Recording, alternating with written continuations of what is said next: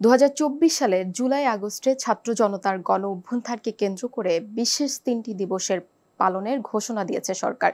এর মধ্যে 16 জুলাই শহীদ আবু সাঈদ দিবস, 5 আগস্টকে জুলাই গণ অভ্যুত্থান দিবস এবং 8 আগস্ট নতুন বাংলাদেশ দিবস হিসেবে পালন করা হবে। বুধবার মন্ত্রিপরিষদ বিভাগ থেকে পৃথক 3টি পরিপত্র জারি করে দিবসগুলো পালনের ঘোষণা দেওয়া হয়। মন্ত্রিপরিষদ বিভাগের একটি পরিপত্রে বলা হয়, 16 জুলাই শহীদ আবু সাঈদ দিবস হিসেবে ঘোষণা করেছে সরকার। প্রতি বছর এ তারিখে শহীদ আবু সাঈদ দিবস হিসেবে পালনের জন্য জাতীয় ও আন্তর্জাতিক দিবস পালন সংক্রান্ত খ শ্রেণীভুক্ত দিবস হিসেবে অন্তর্ভুক্ত করার সিদ্ধান্ত গ্রহণ করা হয়েছে।